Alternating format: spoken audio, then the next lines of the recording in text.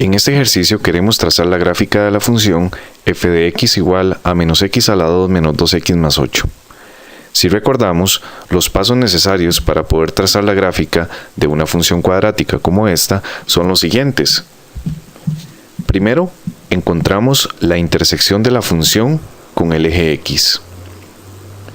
Posteriormente, determinamos el tipo de concavidad que tiene la parábola que corresponde a la gráfica de la función. Esta concavidad puede ser hacia arriba o hacia abajo, dependiendo del valor de a. En tercer punto, encontramos el vértice de esta parábola y finalmente encontramos la intersección con el eje y. Algunas veces también es necesario, si después de haber encontrado todos estos puntos y aspectos, encontrar otras imágenes de la función en valores arbitrarios, tal y como hemos venido graficando las funciones reales de variable real estudiadas en otro momento. Veamos qué ocurre con esta función en este caso. Como se puede observar en esta función, el valor de a es igual a menos 1, el valor de b es igual a menos 2 y el valor de c es igual a 8. Estos valores son muy importantes, pues nos permiten calcular el discriminante de este polinomio cuadrático. Recordemos, el discriminante se calcula tomando a b y elevando b al cuadrado, restando menos 4 veces la multiplicación del valor de a por el valor de c.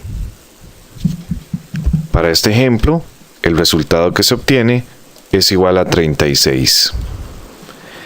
Si el discriminante de hecho nos da un valor negativo, lo que ocurre es que la función no tiene intersección con el eje x. Observamos que como el resultado nos ha dado positivo, efectivamente la función tiene intersección con el eje x y estas intersecciones ocurren en dos puntos distintos. Calculemos estas intersecciones. Para hallar las intersecciones, tomamos el criterio de la función e igualamos este criterio a 0. Esto nos forma una ecuación cuadrática. Esta ecuación cuadrática la podemos resolver utilizando la fórmula general. Veamos. Recordando, la fórmula general lo que nos plantea es que las soluciones de la ecuación cuadrática corresponden a menos b más menos la raíz cuadrada del discriminante del polinomio cuadrático dividido entre 2 multiplicado por el valor de a. Al simplificar los cálculos, obtenemos como soluciones de la ecuación x igual a menos 4 y x igual a 2. Estos son los puntos sobre los cuales la gráfica de esta función pasa por encima sobre el eje de las x.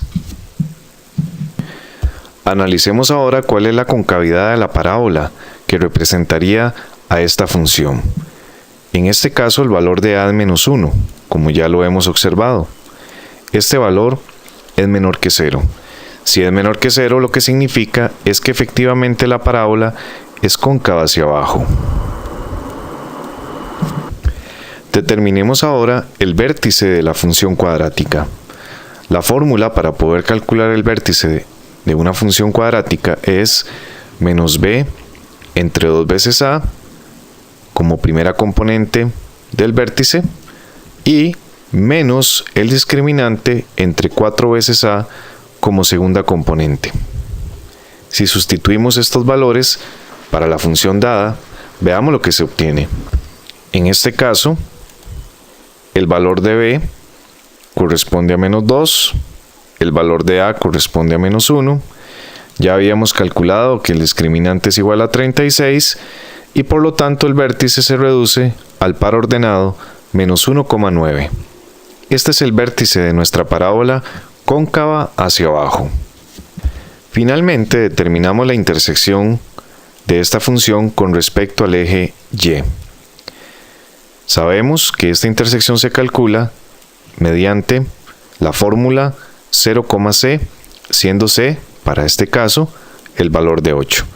Por lo tanto, la gráfica corta el eje de la y en el punto 0,8. Resumiendo nuestros cálculos, hemos observado entonces que las intersecciones con el eje X ocurren en -4 y en 2, que la función es una función cóncava hacia abajo, que el vértice de esta parábola corresponde al punto -1,9 y que la función a su vez corta al eje de la y en 8. Tracemos entonces la gráfica de la función.